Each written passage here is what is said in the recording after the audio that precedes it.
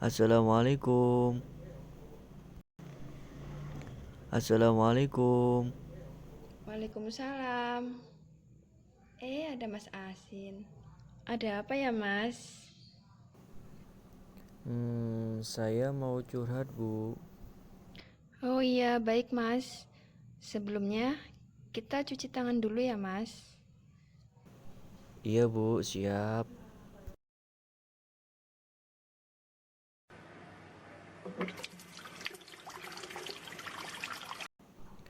Sudah, Bu. Ayo kita masuk ruangan. Ibu pandu dorong ya.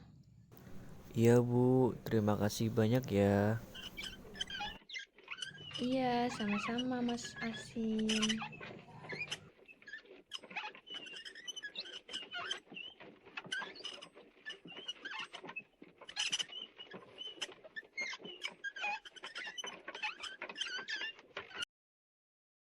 Ini ruangannya, Mas. Kita sudah sampai. Iya, Bu.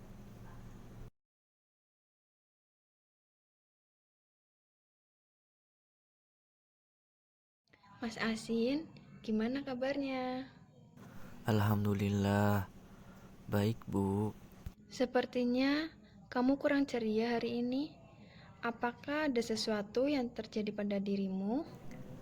Iya, Bu, benar. Jadi seperti ini, Bu. Saya ingin menceritakan masalah yang sedang saya alami saat ini di masa pandemi COVID-19. Oh iya, Mas Asin. Silakan bisa diceritakan apa masalahnya. Bagaimana permasalahannya? Dan mari kita bahas bersama-sama. Akan tetapi, Ibu meminta kesepakatan waktu untuk pembahasan supaya lebih efektif dan teratur. Bagaimana, Mas? Baik, Bu, saya setuju. Saya rasa 20 menit itu cukup dan saya mohon Ibu bisa merahasiakan masalah ini karena saya tidak ingin orang lain mengetahui tentang permasalahan yang sedang saya alami. Oh, seperti itu. Baik, Mas Asin. Ibu tidak akan menceritakan masalahmu kepada siapapun. Kalau boleh tahu, apa permasalahan yang sedang kamu hadapi? Jadi begini Ibu, saat sekarang ini saya sedang terbebani dengan kebijakan dari sekolah yang menerapkan pembelajaran online di masa pandemi ini melalui virtual seperti menggunakan Zoom meeting, WhatsApp, dan Google Meet. Ditambah lagi saya juga harus tetap mengikuti pelajaran dan mengerjakan setiap tugas yang diberikan oleh masing-masing guru. Oh iya, terus bagaimana lagi, Mas? Bisakah dilanjutkan ceritanya? Bisa Bu. Terus saya merasakan jenuh banget. Saya capek harus menjalani ini. Ditambah dengan keterbatasan fisik yang saya miliki sebagai tunadaksa. Saya merasakan kesulitan ketika mendapatkan tugas dan belajar secara daring. Sejak kapan kamu merasakan jenuh belajar di masa pandemi ini, Mas? Dan apakah rasa jenuh itu mempengaruhi nilai belajarmu? Waktu awal pandemi COVID-19 masuk di Indonesia, saya rasa itu masih biasa saja, Bu. Karena belum pernah mengikuti pembelajaran secara online. Setelah hampir 1 semester, saya sudah mulai kurang nyaman dan jenuh banget kalau pembelajaran online tersebut melalui virtual secara daring di handphone. Dan itu sangat mempengaruhi nilai pelajaran saya. Ditambah lagi, saya sangat terbatasi oleh aktivitas karena fisik saya yang seperti ini, Bu. Oh iya Mas, Ibu paham apa yang kamu ceritakan. Kalau boleh tahu, kenapa kamu mengalami tunadaksa? Iya Bu, boleh. Jadi ceritanya itu seperti ini Bu. Kata orang tua, waktu saya kecil sekitar umur kira-kira 5 tahunan, saya mengalami demam yang tinggi. Karena orang tua sibuk bekerja, saya lambat untuk ditangani ke rumah sakit. Singkat ceritanya itu, saya mengalami kelumpuhan dan sudah dibawa kemana-mana untuk berobat, tapi sampai sekarang saya belum bisa berjalan lagi. Meskipun keadaanmu seperti ini, kamu tetap harus selalu bersyukur ya. Kamu jangan mudah mengeluh dan harus semangat untuk belajar. Iya Bu, saya akan selalu semangat dan bersyukur. Ibu paham dan bisa merasakan perasaanmu sekarang. Terima kasih Bu atas pengertiannya. Iya Mas Asin, meskipun saat ini kamu memiliki keterbatasan fisik, kamu harus tetap bisa melakukan aktivitas belajar yang menyenangkan agar apa yang kamu inginkan dan cita-citakan bisa tercapai. Ciptakan suasana belajar yang menyenangkan, salah satunya seperti mendengarkan musik yang kamu suka, mengajak teman-teman untuk belajar kelompok agar mempermudah dalam mengerjakan tugas.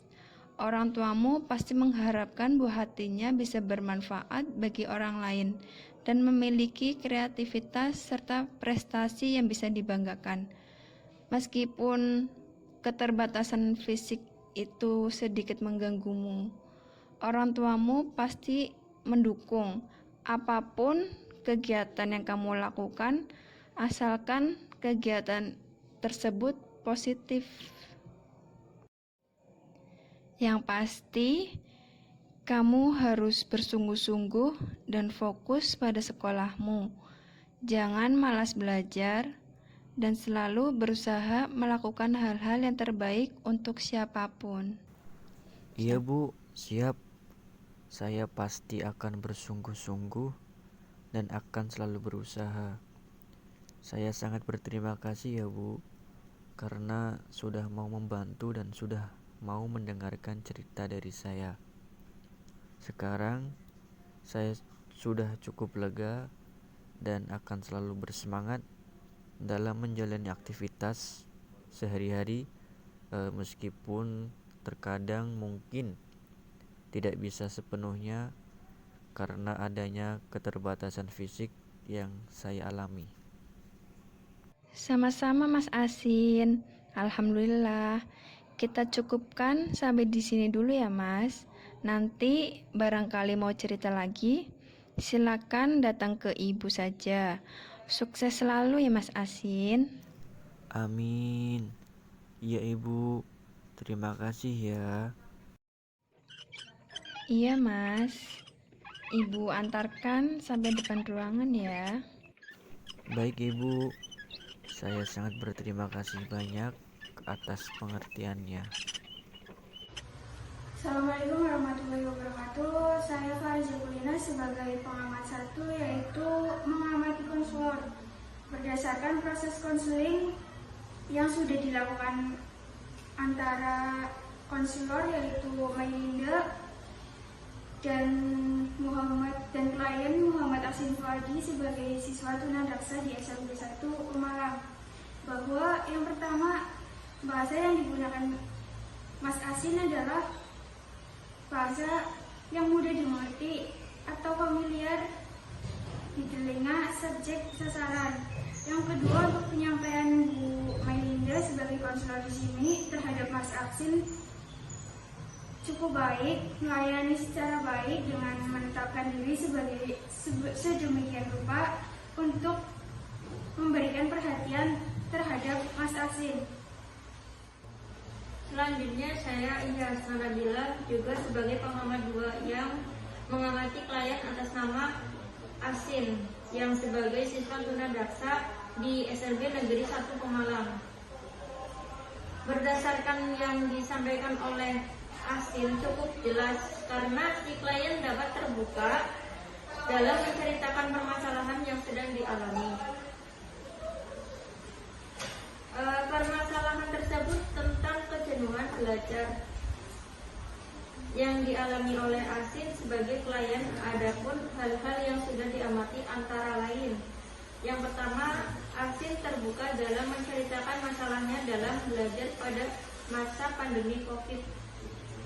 Yang kedua, Asin memperhatikan segala hal yang disampaikan oleh konselor yaitu Bu Meilinda. Yang ketiga, dalam hal bahasa pun sedikit canggung. Mungkin karena Asin memiliki keterbatasan fisik. Itu saja yang dapat saya sampaikan. Wassalamualaikum warahmatullahi wabarakatuh.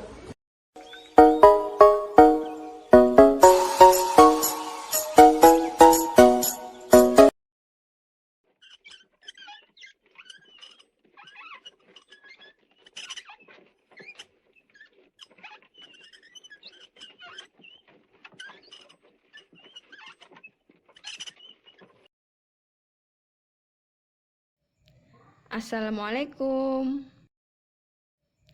Assalamualaikum. Waalaikumsalam. Ada apa ya, Mbak? Saya mau curhat, Pak. Oh, iya baik. Sebelumnya kita cuci tangan dulu ya, Mbak. Iya, Pak. Siap.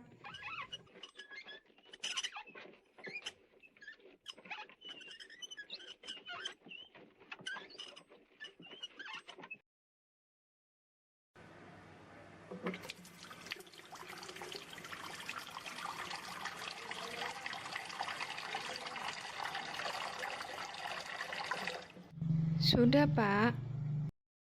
Ayo kita masuk ke ruangan. Bapak bantu dorong ya. Iya, Pak. Terima kasih banyak.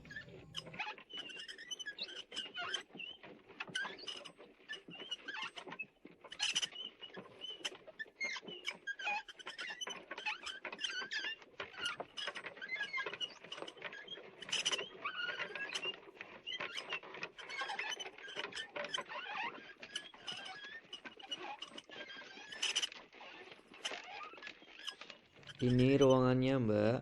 Kita sudah sampai. Iya, Pak.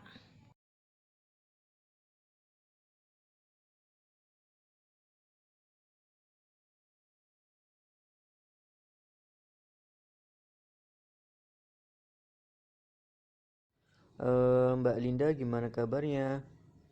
Alhamdulillah, baik, Pak. Sepertinya kamu kurang ceria hari ini. Apakah ada sesuatu yang terjadi padamu? Iya, Pak, benar. Jadi seperti ini, Pak. Saya ingin menceritakan masalah yang sedang saya alami saat ini di masa pandemi COVID-19. Oh iya, Mbak Linda. Silakan, bisa diceritakan apa masalahnya? Bagaimana permasalahannya? Dan mari kita bahas bersama-sama.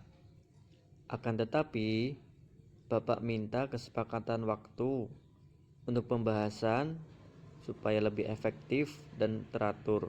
Bagaimana, Mbak? Baik, Pak, saya setuju. Saya rasa 20 menit itu cukup dan saya mohon Bapak bisa merahasiakan masalah ini karena saya tidak ingin orang lain mengetahui tentang permasalahan yang sedang saya alami. Oh, seperti itu. Baik, Mbak Linda. Bapak tidak akan menceritakan masalahmu kepada siapapun.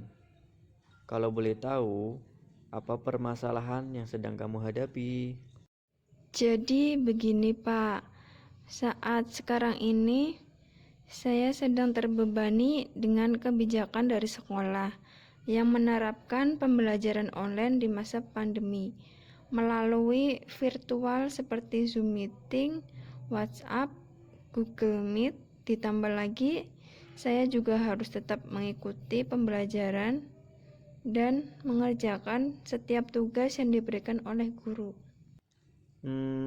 Terus bagaimana lagi ya Mbak? Bisakah ceritanya dilanjut? Bisa, Pak. Terus saya merasakan jenuh banget. Saya capek harus menjalani ini, ditambah lagi dengan keterbatasan fisik yang saya miliki sebagai tunadaksa.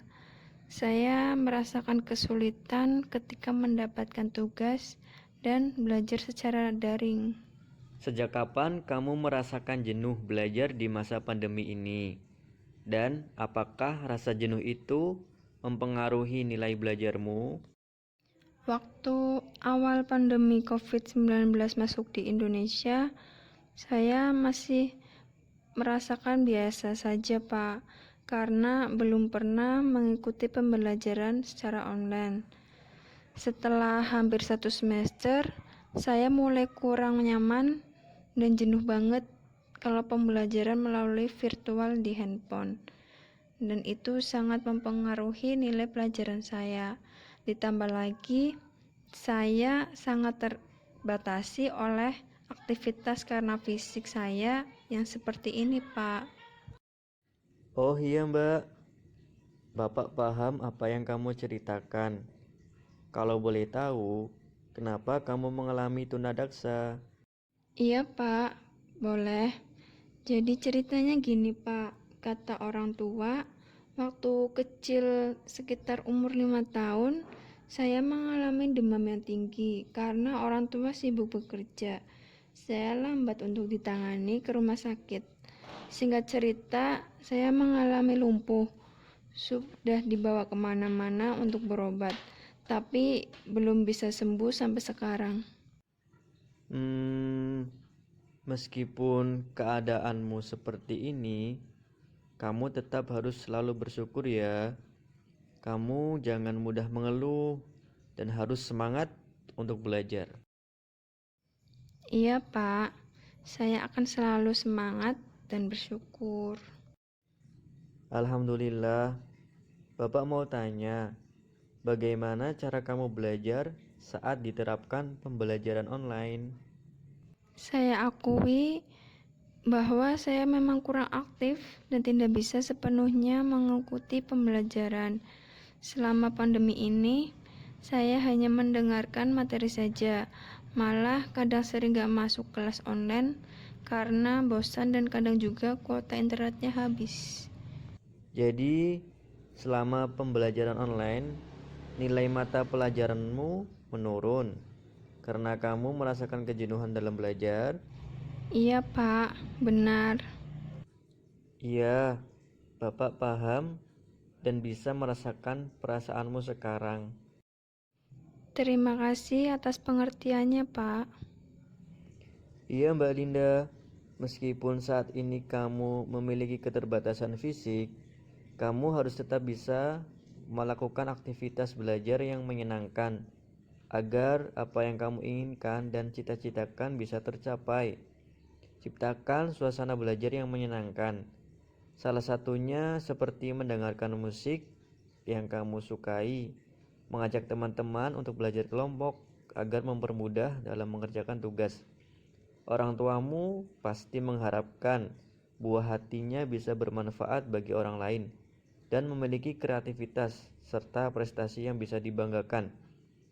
Meskipun keterbatasan fisik itu sedikit mengganggumu, orang tuamu pasti mendukung apapun kegiatan yang kamu lakukan, asalkan kegiatan itu positif ya, Mbak.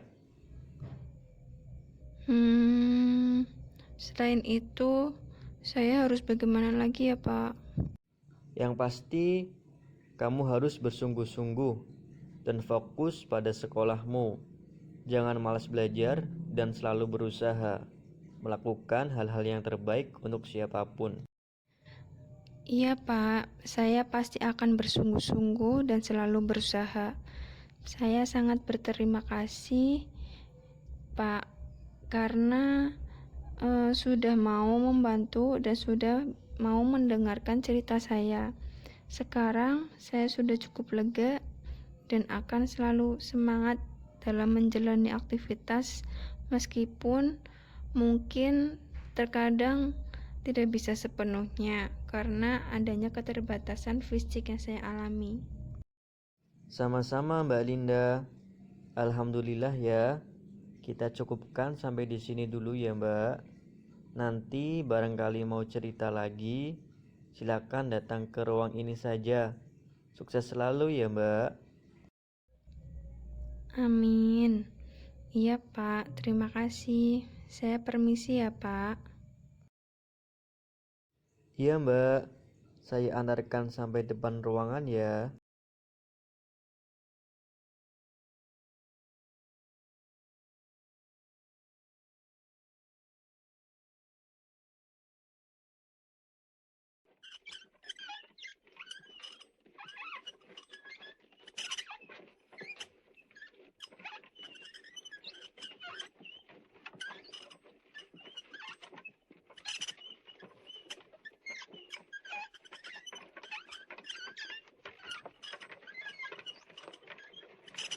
Iya Pak, terima kasih banyak. Sama-sama Mbak Linda. Jangan bersedih terus ya. Kamu harus bahagia. Assalamualaikum warahmatullahi wabarakatuh. Saya Ina Arsna Nabila sebagai pengamat 1, yaitu mengamati konselor. Berdasarkan proses konseling yang sudah dilakukan antara konselor yaitu Muhammad Asin Fuadi dan klien Mei Linda sebagai siswa tunadaksa di SLB 1 Pemalang, bahwa yang pertama, bahasa yang digunakan Mei Linda adalah menggunakan bahasa yang mudah dimengerti atau familiar di telinga subjek sasaran. Yang kedua, penyampaian Pak Asin terhadap Mei Linda cukup baik, melayani secara baik dengan menempatkan diri sedemikian rupa untuk memberikan perhatian terhadap Mei Linda. Yang ketiga, tanggapan Mei Linda terhadap solusi yang disampaikan oleh Pak Asin sangat baik. Selanjutnya, saya Fariza Bolina juga sebagai pengamat 2 yang mengamati klien atas nama Mei Linda yang sebagai tunadaksa di SLB Negeri 1 Pemalang. Berdasarkan yang disampaikan oleh Mei Linda cukup jelas karena si klien dapat terbuka dalam menceritakan permasalahan yang dialami. Permasalahan tersebut tentang kejenuhan belajar yang dialami oleh Mei Linda sebagai klien. Adapun hal-hal yang sudah diamati antara lain, yang pertama, Mei Linda di sini terbuka dalam menceritakan masalahnya yang berkaitan dengan belajar pada masa pandemi COVID-19. Yang kedua, Mei Linda memperhatikan segala hal yang disampaikan oleh konselor yaitu Pak Asin. Dan yang ketiga, dalam hal bahasa pun sedikit sambung.